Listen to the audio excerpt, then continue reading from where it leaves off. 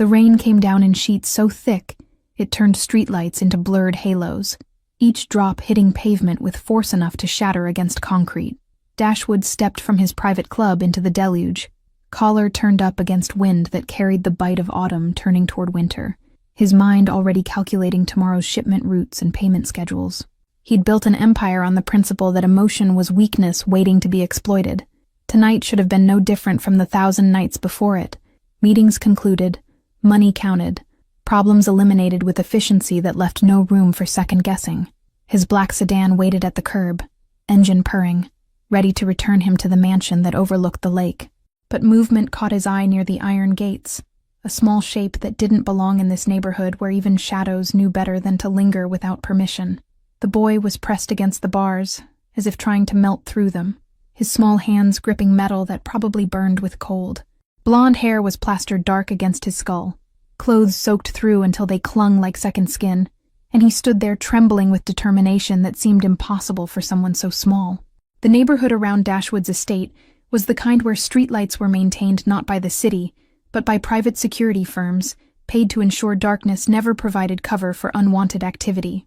Every house stood at careful distance from its neighbors, separated by walls and hedges, and the kind of silence that money bought when it wanted to be left alone with its accumulation and power.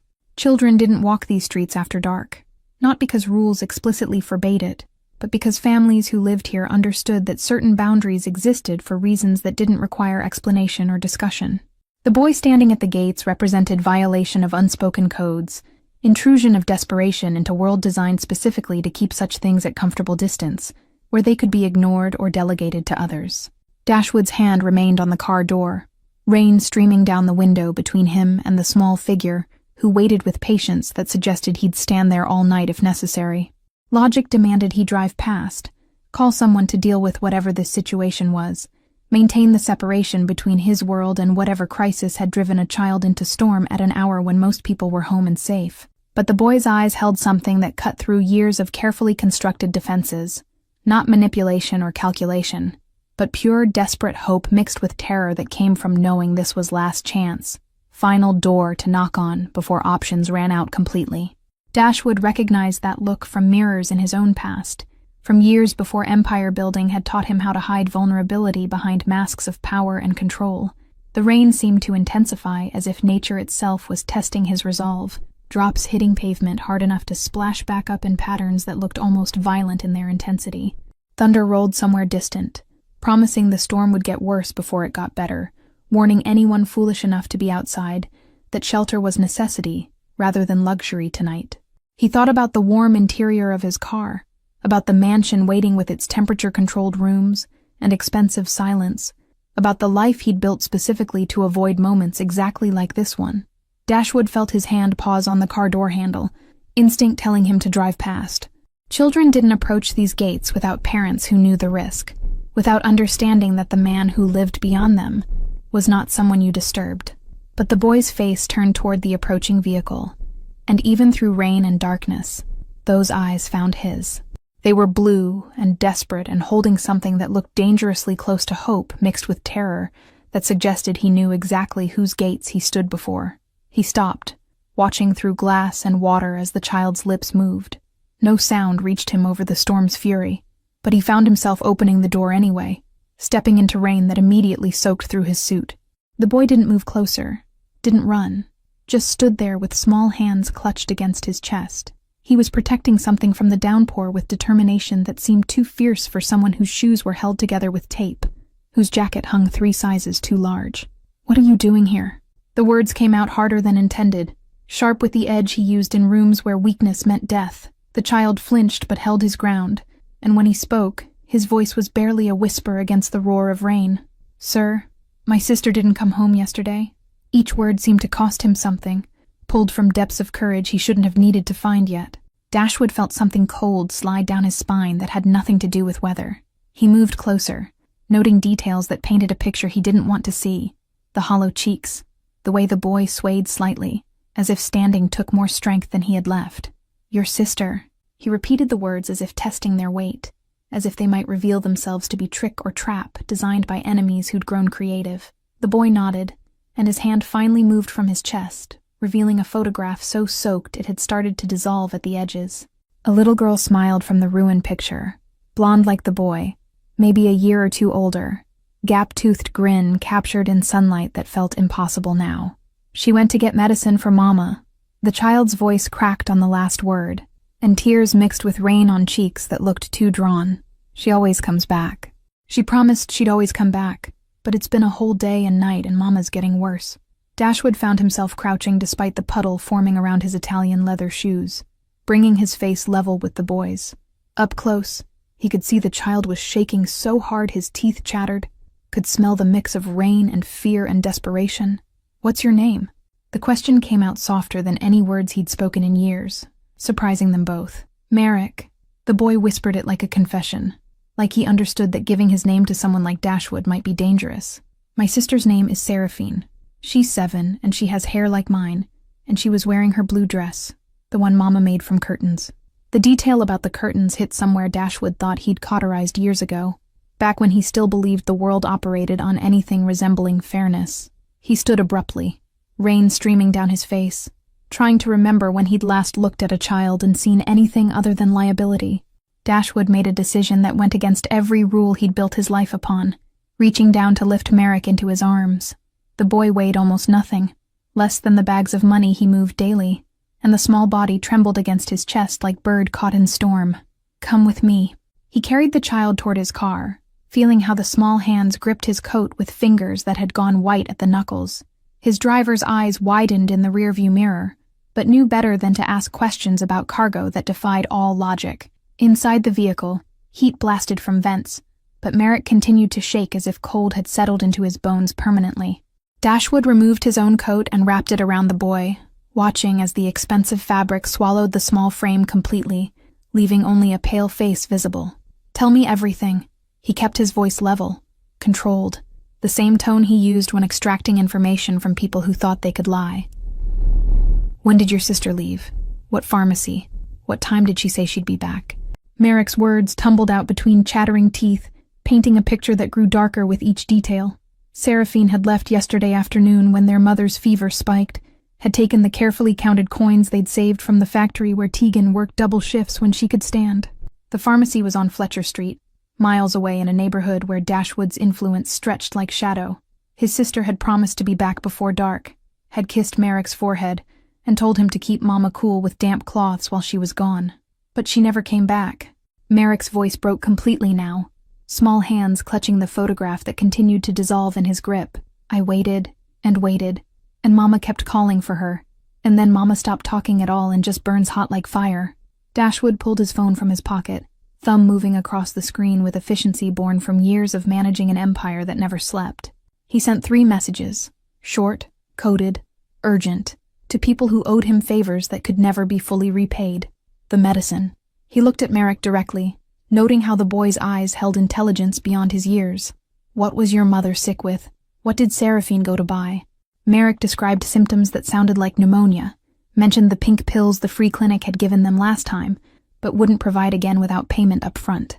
He explained how Tegan had missed work because standing made her dizzy, how the landlord had threatened eviction, how everything had gotten bad so fast. The car moved through rain-slicked streets, while Dashwood's phone buzzed with responses. His network was vast, reaching into corners of the city that most people pretended didn't exist, and information flowed back faster than most police departments could manage. A girl matching Seraphine's description had been seen near the old warehouses in the industrial zone. Someone else reported a blue dress glimpsed between abandoned buildings where squatters sometimes sheltered, and worse things often happened after dark. Dashwood felt his jaw tighten, felt the familiar cold calculation sliding into place. The industrial zone was territory he'd cleaned out years ago, declared off limits to his operations because the desperation there created complications he didn't need. "Stay here," he told Merrick as the car pulled to a stop in front of his mansion's gates. "My housekeeper will get you warm clothes, hot food, whatever you need. I'm going to find your sister." But Merrick's small hand shot out, gripping Dashwood's sleeve with surprising strength. "Please don't hurt her if she did something wrong. She was just trying to help Mama. She's a good person, the best person. She just gets scared sometimes." The plea revealed more than the boy probably intended. That Seraphine might have done something desperate to get medicine. Might have stolen or bargained with currency that children should never have to consider. Dashwood felt something twist in his chest that he couldn't quite name. "I'm not going to hurt your sister." He said it clearly, holding Merrick's gaze until the boy nodded slowly. "But I need you to be brave a little longer. Can you do that?" Merrick nodded again, and Dashwood carried him into the mansion that stood silent and vast. His housekeeper appeared, shock crossing her weathered face before training took over, and she reached for the shivering child without asking questions that could wait. Dashwood watched Merrick disappear down the hallway wrapped in coat and care, then turned back to the rain. His driver was already pulling the car around, and weapons were checked with practiced efficiency that required no discussion or debate about what might be necessary. The industrial zone looked like a graveyard of ambition in the rain, warehouses standing empty with broken windows that resembled dead eyes. Dashwood moved through darkness with footsteps that made no sound, years of practice making him ghost in places where visibility meant vulnerability and hesitation meant death. His phone had given him a location, Warehouse 7, the one with the collapsed roof on the eastern side. 3 different sources had mentioned glimpsed movement there, a flash of blue fabric, sounds that might have been crying, or might have been wind through broken glass. The industrial zone had once been the heart of the city's manufacturing base, back when factories employed thousands and prosperity flowed from assembly lines that never stopped running. Now it was graveyard of American dreams, deferred and then abandoned, buildings standing empty like tombstones, marking where middle-class stability had died, slow death of outsourcing and automation, and corporate decisions made in boardrooms far from the lives they destroyed. Dashwood's empire had benefited from that decline in ways he rarely allowed himself to examine too closely. Desperate people made reliable employees willing to work for less. Abandoned property could be acquired cheaply for purposes that required discretion, and poverty created markets for services that thrived in shadows where law enforcement's reach grew thin and selective. He'd driven through this neighborhood countless times without really seeing it, viewing the decay as backdrop to business, rather than as testament to human cost of economic forces he'd learned to navigate and profit from. But tonight the darkness felt different, heavy with awareness that somewhere in these ruins, a 7-year-old girl was hiding because she'd tried to save her mother's life and been punished for the crime of poverty. His phone buzzed with another message. One of his informants had seen someone matching the pharmacist's description leaving the area an hour ago, walking quickly with the kind of agitation that suggested guilty conscience, or justified anger depending on perspective one brought to the situation. Either way, the man had given up chase, leaving Seraphine alone in darkness with whatever fear he'd planted during their encounter. The car's headlights cut through rain and shadow, illuminating abandoned loading docks and broken windows that reflected light back in fractured patterns that looked almost deliberate in their destruction. Dashwood found himself thinking about Merrick's small face as he'd described his sister, blonde like him, 7 years old, wearing a blue dress made from curtains because new clothes were luxury beyond their reach. How many times had he driven past children like Seraphine and Merrick without noticing them, without considering that each small face represented an entire world of struggle and hope and determination that existed parallel to his own experience? The question felt uncomfortable in a way that suggested answers might require changes he wasn't certain he was ready to make. Transformations that would ripple beyond this single night of unexpected rescue into something larger and more complicated. He approached with hand near the weapon concealed beneath his jacket, aware that desperation turned people unpredictable. The warehouse door hung crooked on rusted hinges, and he slipped through the gap into darkness that smelled of mold and rain and something else, fear, fresh and sharp. Seraphine. He called the name softly, letting it echo through empty space. "Your brother Merrick sent me. He's safe and warm and waiting for you." Movement came from somewhere deep in the shadows, a scraping sound like small feet on concrete. Dashwood moved toward it carefully, letting his eyes adjust to darkness, broken only by streetlight filtering through holes in the roof. He found her behind a stack of rotting pallets, pressed into the corner as if trying to become invisible. The blue dress was torn and muddy, her blonde hair tangled with debris, and her eyes, those were the eyes of someone who'd seen things that would leave scars. "I'm not going to hurt you." He kept his voice level, non-threatening, the same tone he'd used with Merrick. "Your brother is worried. Your mother needs you. Let me help." Seraphine shook her head violently, tears streaming down cheeks that bore scratches from something or someone. Her hands were clutched around a small paper bag that she held to her chest like it contained something more precious than gold. "I got the medicine." Her voice came out hoarse, damaged from crying or screaming. "But the man at the pharmacy said it costs more now, And I didn't have enough, so She broke off, whole body shaking with sobs that seemed too large for her small frame. Dashwood moved closer slowly, hands visible, posture open. Whatever you did, whatever happened, none of that matters now. Merrick needs you. Can you walk? She tried to stand and crumpled immediately, pain crossing her face as weight hit her left ankle. Dashwood saw the swelling even in dim light, saw how her dress was torn at the shoulder in a way that made his hands curl into fists. Someone hurt you. It wasn't a question, and the cold fury that accompanied it was familiar, comfortable, something he knew how to channel into action that left no loose ends. Seraphine nodded, fresh tears falling.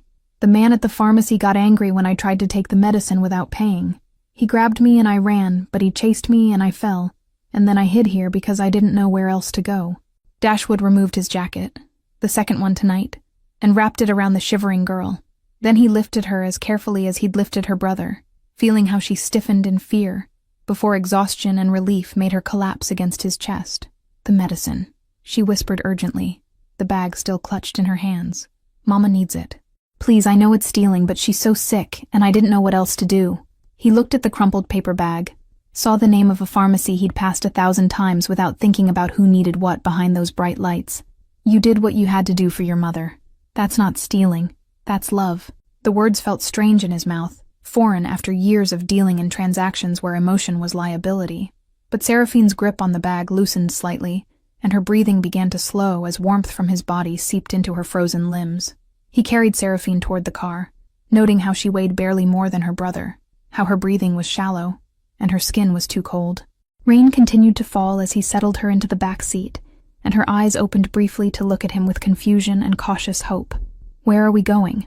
She whispered it like she was afraid of the answer, like she'd learned that adults who made promises were often the ones who broke them most completely. Home. Dashwood said it before thinking, then realized he meant the mansion, meant the place where her brother waited. We're going to get you warm, get that ankle looked at, and then we're going to help your mother. His phone buzzed with a message. Merrick had fallen asleep on the kitchen floor, refusing to go to bed until his sister returned. The housekeeper asked what she should do, and Dashwood found himself typing a response that would have seemed impossible 3 hours ago. He instructed Mrs. Fletcher to let the boy sleep wherever he felt comfortable, to keep watch over him without waking, to ensure that when Seraphine arrived home, her brother would be the first face she saw. But something fundamental had shifted in the hours since Merrick had appeared at his gates. Some calculation in his mind that had always measured worth in terms of profit and loss, now factoring in variables that couldn't be quantified in spreadsheets or quarterly reports. Seraphine stirred in the back seat as the car turned onto the private road that led to his estate. The mansion's lights blazed in the distance like beacon promising warmth and safety, though Dashwood wondered if such promises meant anything to a child who'd learned that bright lights often concealed darker intentions. His driver opened the car door without comment or question. Dashwood lifted Seraphine again, carrying her toward the entrance. Mrs. Fletcher met them at the door, concern etched into features that had witnessed many strange occurrences in her years of service, but perhaps none quite like this. She reached for Seraphine with practiced gentleness, but the girl's eyes opened at the transfer, and panic flooded in before recognition and exhaustion fought for dominance over fear. Let's get you warm and dry first, Mrs. Fletcher's voice carried the kind of no-nonsense gentleness that came from years of managing crises. Then we'll wake your brother so he can see you're really here, really safe. Merrick had indeed fallen asleep on the kitchen floor, curled into himself like he was trying to take up as little space as possible. But the moment Seraphine's voice broke through his exhaustion, just her name, whispered in recognition, his eyes snapped open, and he scrambled toward her with desperate relief. You came back. He sobbed it into her muddy dress, small arms wrapping around her waist despite the pain that made her wince. You came back like you promised, and I was so scared, and Mama needs you, and I didn't know what to do. Seraphine held her brother with one arm, while the other still clutched the paper bag of medicine. Tears streamed down her face as she whispered apologies into his hair, promises that everything would be okay now, reassurances that felt hollow, given the fever burning in their mother miles away. Dashwood watched the reunion with something uncomfortable moving through his chest, something that felt dangerously close to the emotion he'd spent years excising. His housekeeper approached with the kind of gentle efficiency that came from raising 3 daughters of her own, wrapping both children in blankets and guiding them toward the kitchen.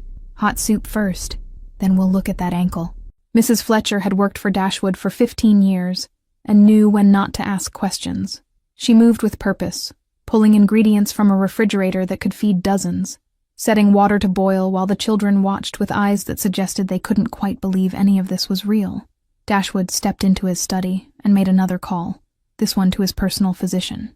Dr. Hammond owed him more than money could repay, a daughter's life saved from complications most hospitals would have bungled, and he answered on the second ring, despite the late hour. I need you at my house immediately. A child with a sprained or possibly broken ankle, hypothermia, possible assault injuries that need documenting. Dashwood kept his voice clinical, professional, pushing down the fury that wanted to surface when he thought about hands grabbing a 7-year-old girl. He gave the address where Tegan lay, fevered and unconscious. Described symptoms that Hammond confirmed sounded like severe pneumonia requiring immediate intervention. I'll send an ambulance, the doctor started, but Dashwood cut him off with instructions that left no room for argument or protocol. No ambulance, no hospitals unless absolutely necessary. Handle it quietly. He knew how systems worked, how questions about a woman too sick to care for her children could lead to investigations, to children disappearing into foster care, to families torn apart by bureaucracy that claimed to help while destroying everything it touched. Back in the kitchen, Seraphine was explaining what happened at the pharmacy between sips of soup that Mrs. Fletcher kept refilling. The pharmacist had demanded payment up front, had refused to believe she'd bring money later, had reached for her arm when she'd grabbed the medicine and run. He called me a thief. Her voice was small, ashamed, and Merrick's hand found hers across the table. He said people like us are why honest businesses struggle, that we take and never give back anything except problems. Dashwood felt his jaw tighten at words that revealed more about the speaker than the children they were aimed at. He made a mental note of the pharmacy's name, filed it away in the part of his mind that never forgot debts owed or injustices requiring correction. You're not a thief, he said it clearly, pulling up a chair that felt too small for the weight of his presence. You're a daughter who tried to save her mother. There's nothing shameful in that. Seraphine looked at him with eyes that held too much understanding for someone so young, eyes that had learned early how the world worked. But I didn't pay. I took something that wasn't mine. That's the definition, isn't it? The question hung in air, thick with the smell of soup and rain-soaked clothing. Dashwood found himself thinking about definitions, about how words like theft and justice changed meaning depending on who wielded them, and who suffered their consequences. Mrs. Fletcher returned with warm towels, wrapping one around Seraphine's shoulders with maternal efficiency that spoke of years spent caring for her own daughters through childhood illnesses and nighttime fears. The girl leaned into the warmth instinctively, small body finally beginning to stop its violent trembling as heat penetrated layers of cold that had settled into her bones during hours spent hiding in darkness. Dashwood watched the housekeeper work with practiced gentleness, noting how Seraphine's eyes tracked every movement as if cataloging potential threats even in this moment of apparent safety. Trust would take time. He understood that from years of dealing with people who'd learned that kindness often came with hidden costs, that offered hands sometimes closed into fists once you were close enough to grab. The photograph of Seraphine that Merrick had carried lay drying on the counter, colors bleeding into each other until the smiling girl in sunlight became abstract blur of blues and golds. But Merrick picked it up anyway, handling it with reverence that suggested the image mattered less than what it represented. Proof that happiness had existed once, evidence that better days might come again, if they survived this night. I tried to remember what you taught me, Sarah. Merrick's voice was small but steady as he looked at his sister across the kitchen table. About being brave even when scared, about asking for help even when it's hard, about not giving up even when everything seems impossible and dark. The medicine is yours now. He stood, retrieving the crumpled paper bag from where Seraphine had finally set it down. Dr. Hammond is on his way to your apartment to treat your mother. He'll bring additional medication, everything she needs to recover fully. Merrick's soup spoon clattered against the bowl, eyes going wide. You're sending a doctor to Mama? A real doctor, not the clinic where they make you wait for hours and then tell you to drink water and rest. The hope in the boy's voice was almost painful in its intensity, and Dashwood nodded once. A real doctor who will make sure your mother gets well. But that ankle needs attention first. He gestured to Seraphine's swollen foot, noting how she'd been trying to hide the pain behind bites of bread and forced smiles.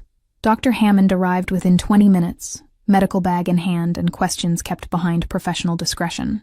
He examined Seraphine with gentle efficiency, determining the ankle was badly sprained but not broken, wrapping it with care, while explaining how to manage pain and swelling.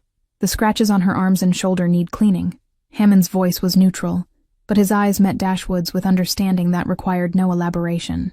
I'll document everything, just in case records become necessary later. Hammond left for Tegan's apartment with instructions and medication that would have cost more than she earned in 6 months. Dashwood found himself pacing his study, phone in hand, waiting for updates that came in measured intervals. Patient found unconscious, fever dangerously high, lungs compromised but responding to initial treatment. The children had fallen asleep on the leather sofa in his library, Seraphine's bandaged ankle elevated on pillows, while Merrick curled against her side. Mrs. Fletcher had covered them with quilts that usually decorated guest rooms no one ever used, and she'd positioned herself in a nearby chair like a guardian against nightmares that might dare approach.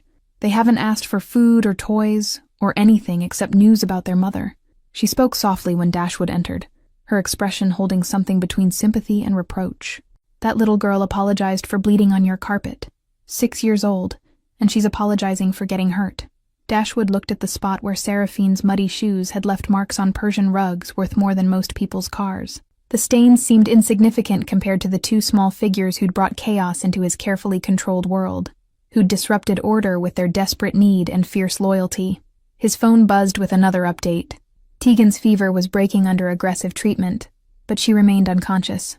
Hammond estimated she'd been sick for at least a week, pushing through symptoms that would have hospitalized most people, working double shifts while her lungs slowly filled with fluid that could have killed her. She'll need hospitalization. Hammond's message continued with details about oxygen saturation and antibiotic regimens, but she's stable enough to transport. I'm bringing her to your location unless you object. She shouldn't be alone in that apartment, and the children will want to see her. Dashwood typed his agreement, then stood looking out windows that framed the lake in darkness. Rain had finally stopped, leaving everything clean and cold and somehow more real than before. He was making decisions that defied every principle he'd built his empire upon, inviting strangers into his home, exposing himself to complications that couldn't be controlled or predicted. Mrs. Fletcher cleared her throat gently. I've prepared the guest suite on the 2nd floor. Fresh linens, the room that gets morning sun. I thought the mother might want to be near her children when she wakes. The presumption should have irritated him. Staff didn't make decisions about who stayed in his house, but Dashwood found himself nodding, accepting the arrangement that transformed his mansion from fortress into something dangerously close to shelter. Hammond arrived 30 minutes later with Tegan unconscious on a stretcher, an IV line running into her arm and oxygen mask covering her face. She was younger than Dashwood expected, couldn't be more than 27, with features that would be pretty without the pallor of illness, and the dark circles that spoke of exhaustion beyond physical sickness. They moved her carefully to the prepared room while the children slept on, unaware that their mother now rested 20 feet away. Hammond set up monitors that beeped softly, adjusted medication drips with practiced efficiency, and finally stepped back to survey his work with satisfaction. The guest suite had been transformed into something resembling a private hospital room, equipment arranged with precision that spoke of Hammond's decades of experience, treating patients whose circumstances required discretion as much as skill. Oxygen tanks stood ready beside the bed, IV poles gleamed under soft lighting, and medication lined the bedside table in rows that represented healing measured in milliliters and minutes. Dashwood stood in the doorway watching Tegan's chest rise and fall, with rhythm that was finally steady, finally strong enough to suggest survival, rather than just continued existence. Her face in sleep looked younger than he'd expected, features relaxed from whatever tension had been holding them tight, even in unconsciousness. Dark hair spread across white pillows like ink on snow. He found himself wondering what she'd been like before circumstances ground her down to survival mode, whether she'd had dreams beyond making rent and keeping her children fed, whether she'd laughed easily, or if that ability had been sacrificed somewhere along the path from whatever past she'd had to this present that nearly killed her. The questions felt intrusive, even unspoken, but they persisted anyway. Hammond appeared beside him, medical bag packed and coat already on for the drive home through streets that had finally stopped producing rain. She's a fighter, that one. Most people would have sought help days ago, but she pushed through because stopping meant her children went hungry or cold or worse. That kind of determination is admirable and absolutely reckless in equal measure. She'll sleep for several hours at minimum. The doctor packed his equipment with methodical precision. The fever should continue dropping, and her lungs will clear gradually. She was maybe 48 hours from critical, possibly less. Those children saved her life by finding you. The words settled heavily in air that smelled of antiseptic and clean sheets. Dashwood thought about Merrick standing in rain at his gates, about Seraphine stealing medicine she couldn't afford, about desperation that drove children to knock on doors that should have remained closed. When she wakes, she'll be confused, and probably frightened, Hammond continued, studying Dashwood with the directness of someone who'd earned the right to speak plainly. She'll wonder why a man like you helped, what you want in return, whether her children are safe or in debt they can't repay.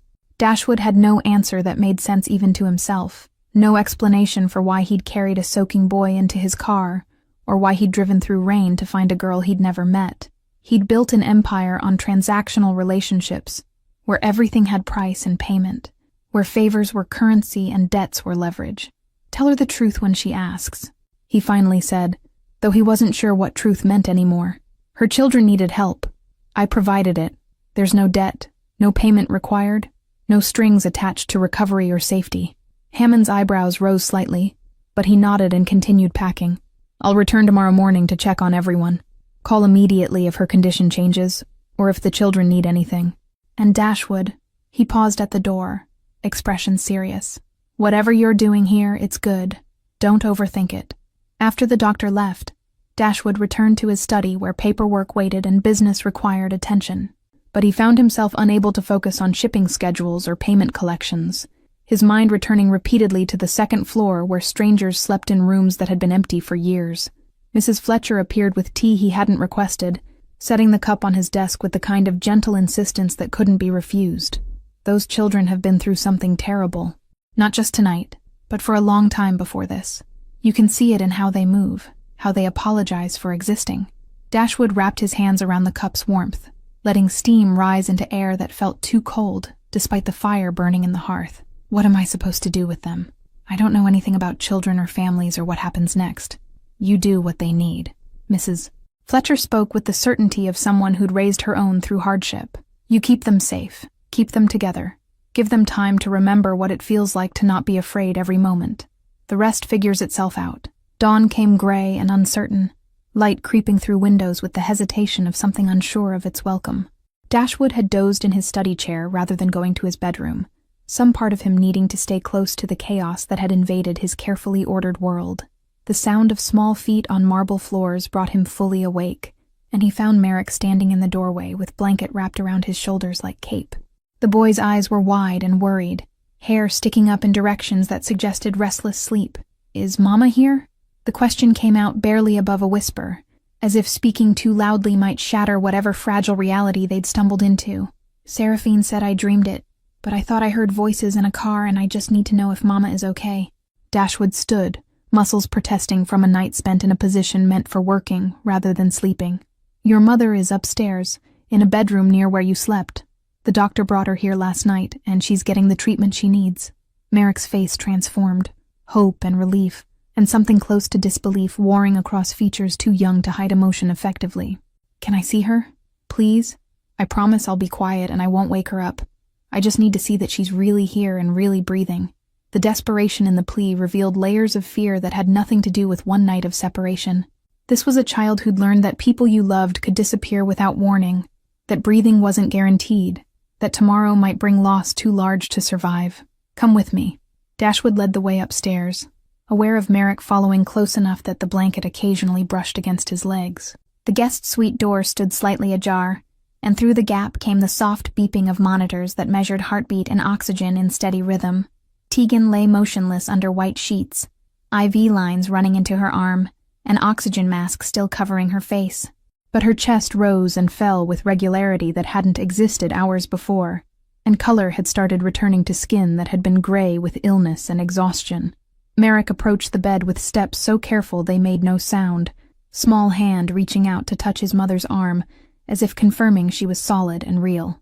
Mama, he whispered it like prayer, like incantation against fear that had lived in his bones. Mama, I found help. Seraphine is safe and you're getting medicine and everything's going to be okay now. Dashwood watched from the doorway, noting how the boy climbed carefully onto the edge of the bed, curling against his mother's side with practiced ease that suggested he'd done this many times before. Comfort given to someone too sick to provide it herself. Warmth shared when heating bills went unpaid. Presence offered when words failed. Seraphine appeared behind him, limping slightly despite the bandaged ankle, Mrs. Fletcher supporting her elbow with gentle firmness. The girl's eyes found her mother immediately, and tears started falling before she'd taken 3 steps into the room. "I got the medicine, Mama." She spoke to the unconscious woman with voice thick with emotion. "I know you told me not to go that far alone, but you were so sick, and I didn't know what else to do. And I'm sorry I scared Merrick, but I had to try." The apology contained multitudes. Sorry for being gone. Sorry for being caught. Sorry for needing rescue. Sorry for existing in a way that created problems and complications. Dashwood felt something cold settle in his chest at hearing a child apologize for trying to save a parent's life. "She can't hear you yet." Mrs. Fletcher's voice was gentle, guiding Seraphine to sit in the chair beside the bed. "But the doctor said she's going to be fine. Her fever is almost gone and her breathing is stronger. You did exactly the right thing getting help." Merrick looked up from where he'd pressed himself against his mother's side, blue eyes finding Dashwood with intensity that seemed too fierce for someone so small. "Thank you for bringing her here. Thank you for finding Seraphine. Thank you for not turning me away when I knocked on your gates, even though I know you're supposed to be scary." The honesty was startling. Acknowledgement that the boy had known exactly whose door he was knocking on and had done it anyway. Desperation trumped fear. Love stronger than self-preservation. Family worth any risk, including those that might destroy you. "You were brave," Dashwood heard himself say it, surprised by the truth in words he rarely spoke. "Both of you were braver than most grown men I know. Your mother is lucky to have children who fight for her the way you do." Seraphine's hand found her brother's across their mother's sleeping form, fingers intertwining with familiarity born from being each other's primary comfort for years.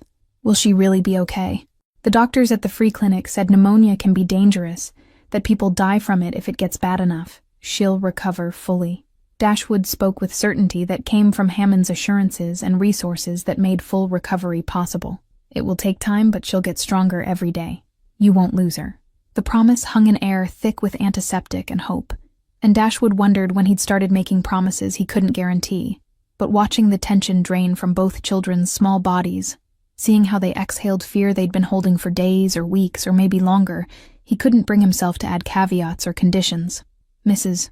Fletcher set breakfast on the small table near the windows, eggs and toast and fruit arranged with care that suggested she understood how presentation mattered when everything else felt uncertain.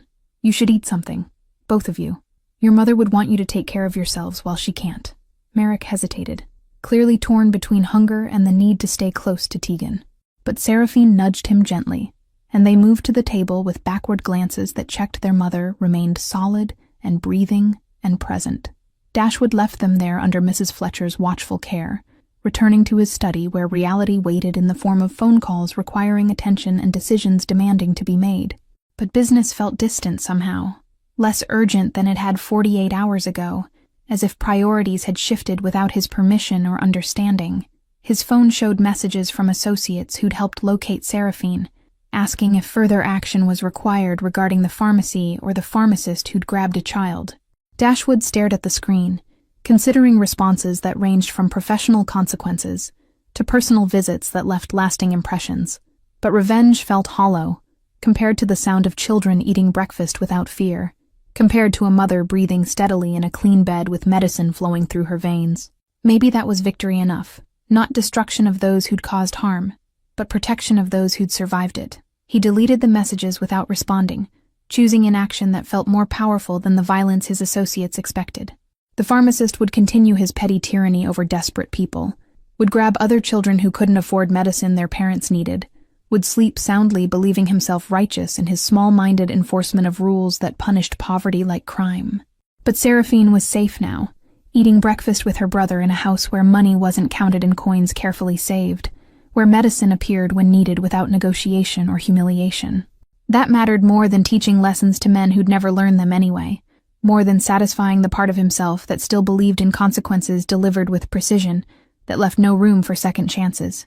The sound of laughter drifted from upstairs, genuine, unguarded, the kind children made when they forgot to be afraid for a moment.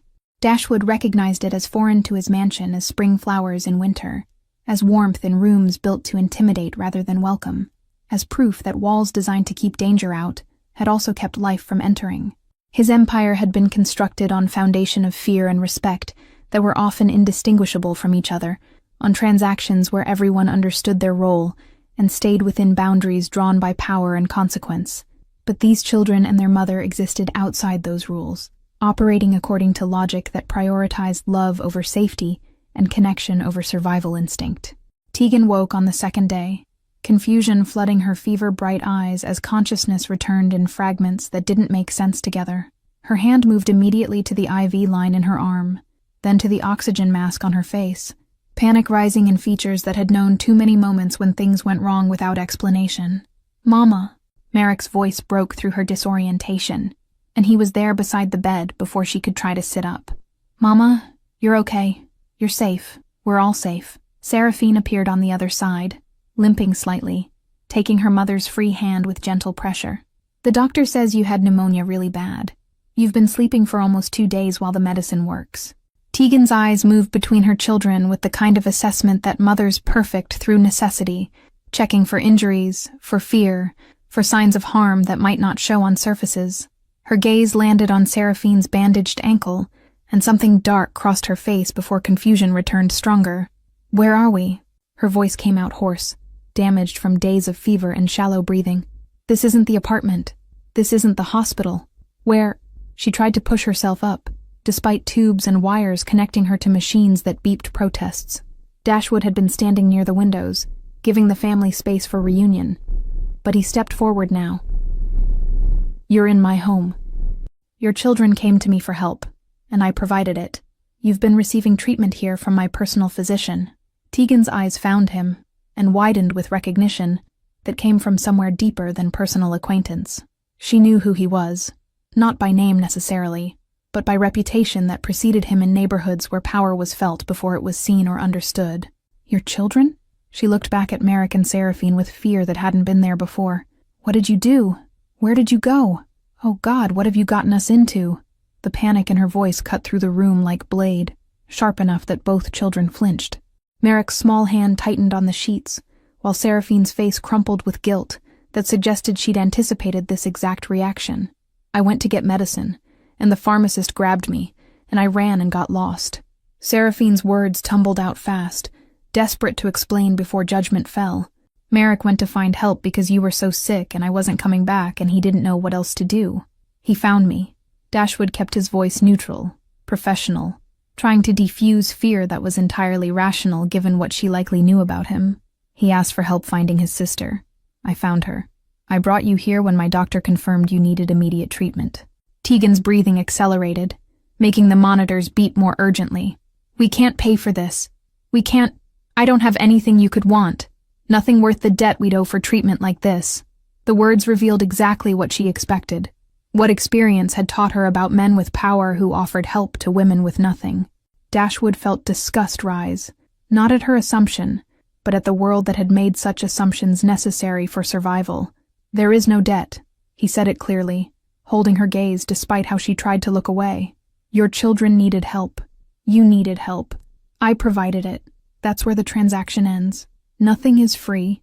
Tegan's voice shook with certainty born from hard lessons. "Men like you don't help women like me without expecting something in return. I know how this works. I know what usually comes next." Merrick's small voice broke the tension that had pulled tight enough to snap.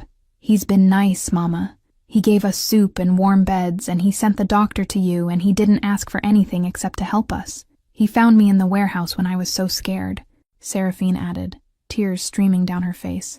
"He carried me to the car and told me I wasn't a thief, and he didn't hurt me even though I stole medicine."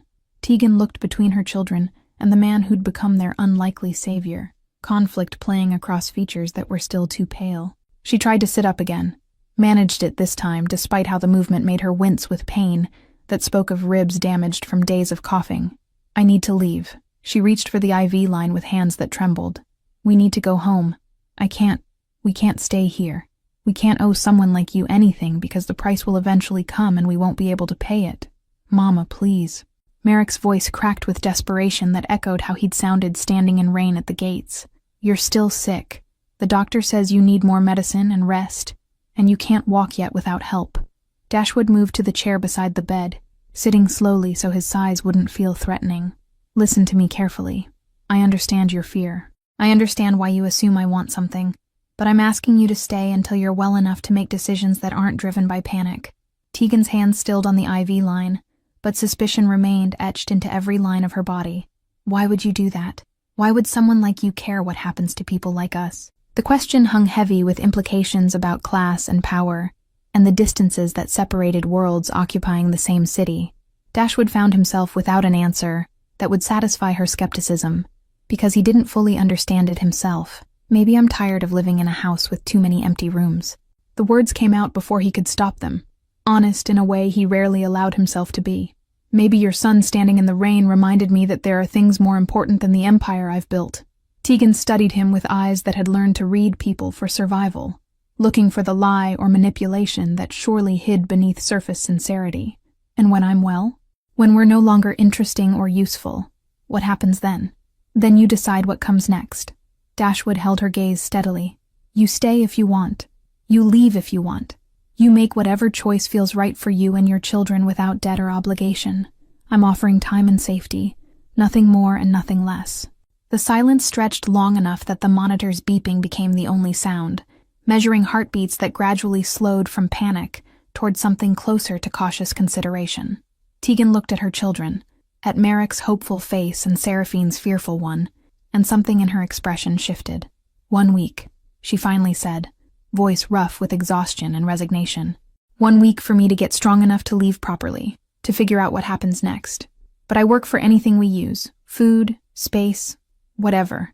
I don't accept charity." Dashwood nodded once, accepting terms that gave her dignity, even if they made no practical sense. "Mrs. Fletcher can always use help in the kitchen, and the library could use organizing. It's been neglected for years." Relief and suspicion warred across Tegan's face in equal measure, and she settled back against pillows that probably cost more than a month's rent in the apartment she'd nearly died in. Her hands smoothed the blanket with nervous energy that needed outlet, fingers tracing patterns in fabric that felt impossibly soft compared to the threadbare sheets she was accustomed to sleeping on. "I don't understand you." She said it quietly, almost to herself, but loud enough that Dashwood heard the confusion beneath the words. "Men with your reputation don't rescue sick women and their children. They don't offer rooms in their homes and doctors in the middle of the night. They don't negotiate with people who have nothing to offer in return except gratitude that won't pay any bills or settle any scores." Merrick shifted on the bed beside his mother, small hand finding hers with the automatic comfort of someone who'd spent years being her anchor when everything else felt uncertain. "Maybe he's different than his reputation, Mama. Maybe people tell stories that aren't true, because being scared of someone is easier than knowing them for real." The wisdom in the 6-year-old's words landed heavily in the space between adult understanding and childish faith. Dashwood met Tegan's eyes over her son's head, and saw the moment when she decided to stop fighting quite so hard, when exhaustion and hope combined into something fragile that might grow stronger with time and proof. "And my children stay with me." Tegan's voice gained strength, maternal protectiveness overriding physical weakness. "They sleep in my room. They eat with me. They're never alone with anyone I don't know and trust." Of course. The agreement came easily, because he'd expected nothing less from a mother who'd taught her children to be fierce and loyal, and willing to walk through storms for each other. "Your family stays together. That's not negotiable." The week Tegan had demanded stretched into 2 as her body slowly remembered what it felt like to breathe without pain. Dashwood found his routines disrupted in ways both irritating and oddly compelling.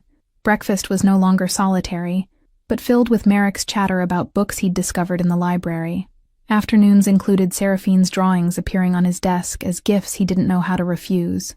Tegan kept her word about working, organizing the library with methodical precision that revealed an education interrupted by necessity rather than lack of capability. She moved through the mansion with quiet dignity, accepting help only when physical limitation made pride impossible, speaking to staff with courtesy that came naturally rather than from servitude. Mrs. Fletcher had become something between grandmother and guardian to the children, teaching Merrick to bake bread and showing Seraphine how to mend the tears in her blue dress. The house felt different, with voices echoing through halls that had known only silence, with laughter occasionally breaking through the careful control Dashwood maintained over his domain. He found himself returning home earlier than business required, drawn by something he couldn't quite name. Dinner had become a shared meal around the kitchen table, rather than a solitary plate in his study, and he discovered that Merrick had opinions about everything, while Seraphine observed the world with artist's eyes that caught details others missed.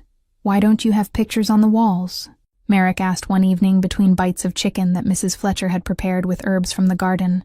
Rich people always have pictures in movies, paintings of old guys with beards and horses and stuff. Dashwood looked at the bare walls he'd never questioned, chosen because art felt like pretension, and family portraits seemed cruel when family didn't exist. "I never saw the point. They're just things taking up space, but they tell stories." Seraphine's quiet voice carried conviction, despite her usual shyness. "Even if you don't know the people, you know someone cared enough to paint them, to remember them. That matters." The observation settled uncomfortably in his chest, suggesting that emptiness was choice rather than necessity. Tegan met his eyes across the table with expression he couldn't quite read, something between sympathy and challenge, as if daring him to examine what he'd built and why. Days acquired rhythm that felt foreign in its domesticity. Mornings brought coffee while Merrick did schoolwork that Tegan supervised with determination that her children wouldn't fall behind. Afternoons found Seraphine drawing on the terrace when weather allowed, capturing the lake in charcoal strokes that suggested talent worth nurturing. Dashwood discovered himself involved in conversations that had nothing to do with business or power, debates about whether chocolate or vanilla was superior, discussions about books where Merrick took plots personally, quiet exchanges with Tegan about how to help Seraphine trust that safety might last beyond the moment. "She wakes up every night checking that I'm still breathing," Tegan told him one evening after the children had gone to bed. "She has nightmares about the warehouse, about the pharmacist grabbing her, about getting lost and never finding her way back home." Dashwood set down the book he'd been pretending to read, attention shifting fully to the woman who'd become something more complicated than guest or charity case in the months since her children had disrupted his carefully controlled existence. "Has she talked about what happened? Beyond the basics she told us that first night?" Tegan's hands stilled on the spine of the volume she was shelving, shoulders tensing in a way that suggested the answer carried weight she didn't want to set down. Pieces, fragments that come out when she's half asleep, or drawing something that starts as flowers and becomes darkness. The pharmacist didn't just grab her arm, he called her trash, told her that people like her mother breed children they can't feed and expect honest workers to subsidize their poor decisions. The words settled into Dashwood's chest like stones, cold and heavy, and sharp enough to cut if handled carelessly. He'd heard similar sentiments from business associates who complained about taxes funding social programs, from wealthy neighbors who resented seeing poverty intrude on their carefully maintained neighborhoods, from people who'd never known what it meant to choose between medicine and food. She believed him. Tegan's voice cracked slightly. "That's what breaks my heart. She came home thinking she'd done something shameful by trying to save my life, that we were the problem for existing in a way that required help. 7 years old and already learning to apologize for needing things she can't provide for herself." They were sitting in the library where Tegan had been organizing books by subject, rather than the random system that had existed before. Rain tapped against windows with rhythm that felt less ominous than the storm that had brought Merrick to his gates weeks ago. "Merrick has them too," she continued, hands still moving to shelve volumes with careful precision. "He dreams that he's knocking on doors and no one answers, that he's standing in rain forever while his sister disappears and I die and he's alone with no one who cares." Dashwood felt something twist beneath his ribs at the image of a 6-year-old carrying that kind of fear. But someone did answer. He found help. The nightmares are just echoes of what didn't happen. Are they? Tegan turned to face him fully, exhaustion and worry evident despite weeks of recovery. "We're still here on borrowed time, in borrowed space, waiting for the moment you realize we're more trouble than we're worth. The nightmares know what we're trying to forget." The accusation wasn't harsh, just honest acknowledgement of impermanence that defined their situation. They existed in limbo, neither guests nor residents, occupying space without claim to it beyond his willingness to allow their presence. "What if you stayed?" The words surprised him, as much as they seemed to surprise her. Not temporarily, not as guests working off imaginary debt. Just stayed. Tegan's laugh came out sharp and disbelieving. "Stayed? Here? Us? You can't be serious. Men like you don't just invite families like ours to live in mansions because a little boy knocked on your door one rainy night. Why not?" Dashwood found himself standing, moving to the windows that framed darkness and lake in equal measure. "This house has 16 bedrooms, and most of them have never been slept in. I have more money than I could spend in 3 lifetimes. What's the point of any of it if it's just me rattling around in silence? The point is, it's yours." Tegan's voice carried weight of someone who'd never owned anything outright, who understood possession as temporary and conditional. You earned it or took it or built it, but it's yours. We don't belong in your world any more than you belong in ours. Dashwood turned to face her, noting how she'd regained weight and color, but still carried shadows under her eyes that spoke of years of struggle. Maybe I'm tired of my world. Maybe your son did more than ask for help. Maybe he asked questions I'd stopped letting myself consider. Like what? The challenge in her voice suggested she expected platitudes about loneliness, or meaning, empty words that wealthy people used to justify whatever they wanted. Like, what's the point of power if it doesn't protect anyone worth protecting? He moved closer, hands in pockets to keep them from gesturing in ways that might reveal too much. Like whether a life spent building walls is actually a life at all. Tegan studied him with the same intensity she brought to everything, reading between words for truth or manipulation, trying to determine if this was genuine or elaborate game with rules she didn't understand.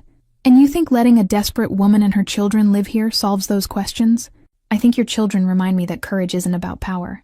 It's about being small and scared, and doing what needs doing anyway. Dashwood heard the honesty in his own voice, and couldn't decide if it felt like weakness or strength. I think you remind me that dignity doesn't come from what you own, but from how you carry yourself when you have nothing. Pretty words. But Tegan's voice had softened slightly, skepticism giving way to cautious consideration. What happens when the novelty wears off? When Merrick's questions get annoying and Seraphine's nightmares disrupt your sleep, and I'm just another responsibility you didn't ask for? Then we figure it out together instead of me figuring it out alone. The answer came easier than expected, as if some part of him had been preparing for this conversation without conscious awareness. Stay, not as guests or charity cases or people working off debt. Stay as family. The word hung between them, heavy with implications neither of them had the courage to fully examine. Family meant permanence, meant claims and obligations that went beyond transaction or convenience, meant vulnerability that could destroy if mishandled. Family. Tegan repeated it slowly, testing the shape of it in her mouth. You want to play house with strangers who knocked on your door in a storm? I want to stop living in a mausoleum where the only voices I hear are my own, or people paid to tolerate my presence. Dashwood met her eyes directly, letting her see whatever she needed to see to believe him. Your children brought life back into this house. You brought purpose beyond profit margins. Maybe that's worth more than everything else I've accumulated. 3 months passed with rhythm that transformed strangers into something closer to family, though none of them quite dared to name it that way. Merrick had claimed the bedroom with the window seat overlooking the lake, where he spent hours reading books that Mrs. Fletcher selected with understanding of what a 6-year-old needed. Adventure and hope in equal measure. Seraphine's artwork covered the refrigerator and began appearing framed on walls that had stood bare for years. Dashwood found himself commissioning proper supplies, canvases and paints that cost more than her mother earned in months, watching as the girl's talent flourished with resources that had always been denied by necessity. Tegan had stopped insisting she was leaving soon, though she maintained careful boundaries that suggested permanence still felt dangerous. She ran the household with efficiency that freed Mrs. Fletcher for other tasks, organized Dashwood's business papers with precision that revealed sharp mind wasted on factory work, and slowly began to trust that tomorrow might arrive without disaster. But she still slept lightly, still checked on her children multiple times each night, still carried tension in her shoulders that spoke of waiting for the moment everything would collapse. Dashwood noticed because he'd become expert at reading the subtle signs of people preparing for violence they couldn't prevent. Winter had arrived properly now, snow covering the grounds in white that transformed the mansion into something from a fairy tale. Merrick built snowmen with zealous dedication, while Seraphine captured their yard in paintings that hung in the hallway outside her room. Dashwood found himself involved in snowball fights that undoubtedly damaged his reputation, if any of his associates could see. The fearsome boss ducking behind trees, while a 6-year-old pelted him with ammunition packed by small hands. Mrs. Fletcher documented these moments with her phone, creating records of joy that had never existed in this house before. His business associates had noticed the changes, commenting with varying degrees of subtlety about how he'd become softer in recent months, less willing to pursue aggressive expansion or eliminate competition with the ruthlessness that had built his empire. He'd deflected their concerns with vague explanations about strategic repositioning, about playing longer games that required patience they couldn't yet understand or appreciate fully. But the truth was simpler and more complicated than any business strategy. He'd learned that empires built on fear eventually collapsed under their own weight, that money accumulated without purpose became burden rather than achievement, That power, wielded without connection to humanity, created isolation that no amount of success could fill. Merrick had taught him that in a single night of standing in rain asking for help. The irony wasn't lost on him that a 6-year-old had succeeded, where decades of therapy and self-reflection had failed. Sometimes wisdom came from the most unexpected sources, delivered by messengers too young to know they were changing lives, simply by being desperate enough to knock on doors that should have remained closed to them and their problems. Christmas was approaching fast, and Dashwood had found himself in the unusual position of shopping for gifts that weren't transactional. Not watches for business partners or jewelry for associates' wives meant to maintain relationships that served purposes beyond friendship. These purchases were motivated by desire to see joy on specific faces, to create memories that would last beyond the moment of unwrapping and discovery. One evening in early December, after the children had gone to bed, and the house had settled into quiet that felt comfortable rather than oppressive, Dashwood found Tegan in the library. She was curled in the leather chair near the fire with book in her lap, but her eyes stared into flames rather than at pages. "What are you thinking about?" He settled into the chair opposite hers, noting how she no longer flinched when he entered rooms unexpectedly. Tegan looked up with expression that held too many emotions to parse easily. "That I don't recognize my life anymore. 3 months ago, I was working double shifts at a factory and praying the landlord wouldn't evict us before I could scrape together rent. Now I'm reading classic literature in a mansion while my children sleep in beds that cost more than everything we owned combined." "Regret?" He asked it carefully, prepared for honesty that might hurt but needing to hear it anyway. "Terror," she answered immediately. "Not regret. Terror that I'll wake up, and this will have been fever dream, that we'll be back in that apartment with no heat and no medicine and no hope. Terror that I'm letting my children believe in stability, that can disappear the moment you change your mind." Dashwood leaned forward, elbows on knees, trying to find words that would carry weight of commitment without sounding like empty promise. "I'm not going to change my mind. This is your home now, legally, permanently, however we need to make it so you believe it. You can't know that." Tegan's voice cracked slightly. "You can't know that 6 months from now you won't be tired of children running through your halls, of my questions about your business, of the complications we bring just by existing in your world. I know that 3 months ago I was living in a tomb of my own making." He held her gaze steadily. "I know that your son brought me back to life by being brave enough to knock on my door. I know that your daughter reminded me what courage looks like when you have nothing except love to sustain you. I know that you showed me what dignity means when the world has stripped away everything else." Tears started falling down Tegan's face, silent tracks that caught firelight. "I'm so tired of being scared. I'm tired of waiting for disaster. I'm tired of teaching my children to never trust that good things can last, because experience says they never do."